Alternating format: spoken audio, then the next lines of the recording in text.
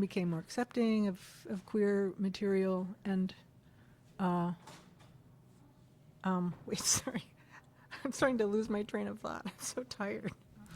Please take your time. We can also take a break if you Okay. want. But you can edit this out. Yeah, completely. You asked a really good question. Can you just repeat that, and I'll get back on my train of thought? So now that your comics are not are read by a broader audience, including Okay. So when I was younger, I was very adamant about the fact that I was a lesbian cartoonist, because lots of older gay and lesbian writers would try and like disavow their gayness. They would say, "Oh, I'm a writer. I'm not a lesbian writer." Like that was something bad. So I did the opposite. I felt like of course I would claim my lesbianism as part of my work, because it felt the two were intertwined,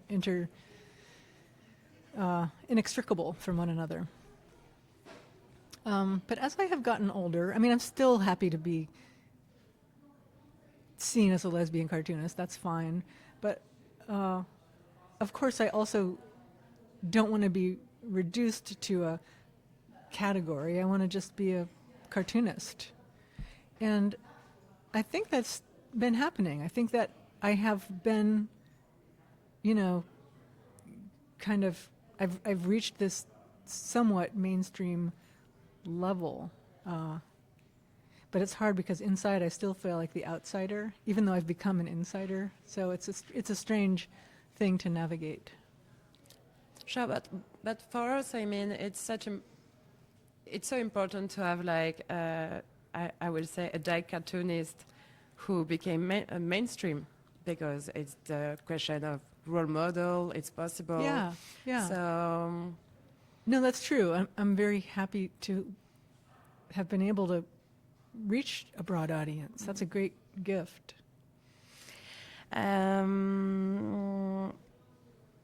There is a lot of introspection in your work. If these questions are too much, please tell us, and we can speak to later stuff. No, this is good.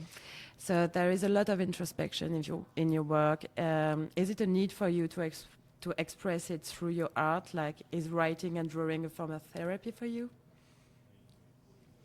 Well, writing and drawing are very important to me. I feel like I need to be writing and I need to be drawing just to keep reminding myself that I'm here.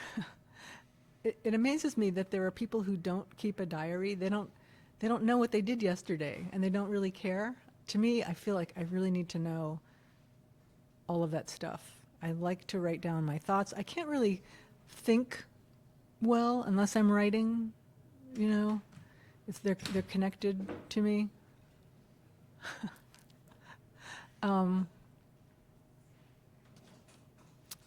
Sorry. What are we talking about? Writing and drawing as a form of therapy, but you are saying it's a broader thing for you. Well, I'm a little wary of saying that they're therapy, because sometimes people, that's seen as a sort of, then you're not really making art. If you're doing therapy, it's not art. So I'm worried about saying it's therapy. But of course it does do something for me, something positive for me, or I wouldn't keep doing it, So I do find it restorative. It helps me to feel whole and connected to myself. So I guess in that sense, sure. So in your last book, you talk obviously a lot about sports. So we have one very important question. Okay. What's the deal with dikes and hiking? Because in France, it's the same shit. I mean, Yeah. what is it? I have just learned that I am a Quechua lesbian. You are. What is it with dikes and hiking? I don't know. When I was young, there was a group called the Hikin' Dykes. And I wasn't part of it, but I thought they were cool. I mean, lesbians are always we're supposed to be these athletic sports fanatics anyhow. But hiking, I think, is something very accessible. Like, you don't need to be super fit to go hiking. It's, you're in nature. It connects you very much to the environment. You do it with your friends. It's a wonderful thing. Hiking with other people, I think, is like my favorite thing. You all sort of go through a transformative experience together, going up a mountain and back down. And then there's the gear. I think lesbians just like all the gear, the togs. So today there is more representation and visibility of LGBTQAI plus people, in particular, thanks to... J'en peux plus. Oh dear. Non, les pauvres, elles travaillent. Do you want to move to a farther away table? No, it would Okay. Okay. All right. change. Okay. So today there is... C'est bon pour toi ou pas? Ouais, ouais. Okay. So today there is more representation and visibility of LGBTQAI plus people, in particular, thanks to your work. Thanks. So we are eager to know what's your favorite lesbian movie, show, or book lately? What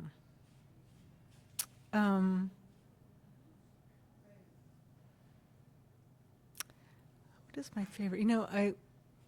I loved I don't know what the French title is, but Portrait of a Lady on Fire. I loved that movie. That was wonderful. That was probably the most interesting thing I've seen in a while on a lesbian topic. Do you know that director? Céline Sciamma. Yeah. We would love to interview her, but she's a bit out of reach. But maybe that now we have interviewed you.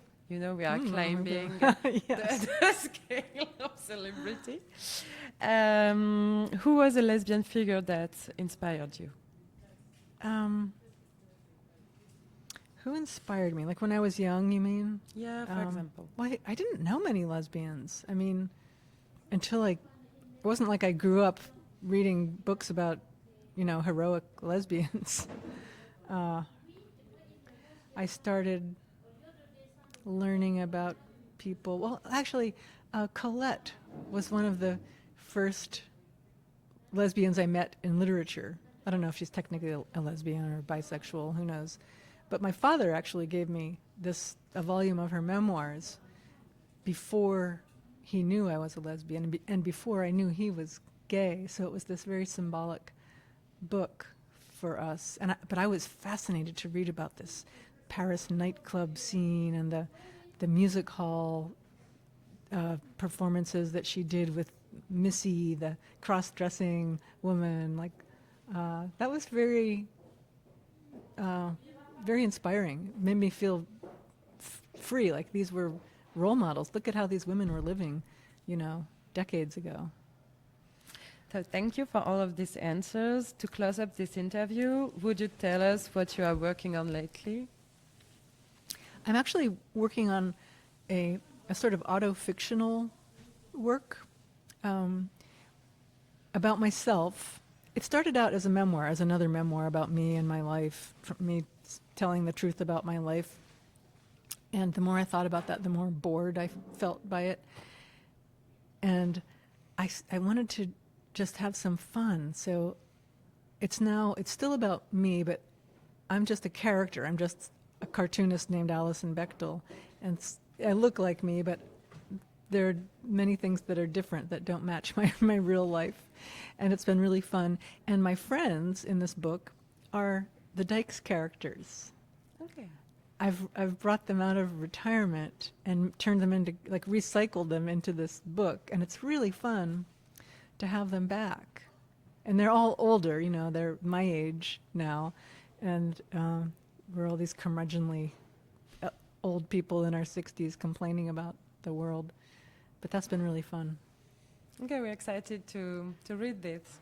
So thank you so much. Thank you. This has been delightful. I'm sorry about all the ambient noise. Oh my God, it's not your fault. we would like to ask you to read 2 sentences. Sure. So it's the one is in English and the one is in French. If you can read in French. Okay. Je suis Alison Bechtel. Écoutez-moi sur Gouinement lundi. Votre affaire dans la nuit. Et en anglais. I'm sorry, can you do it again? Sure. Because there was a Sure. Ah, yeah, j'ai pas phone. Oh, yeah, yeah. Je suis Alison Bechtel.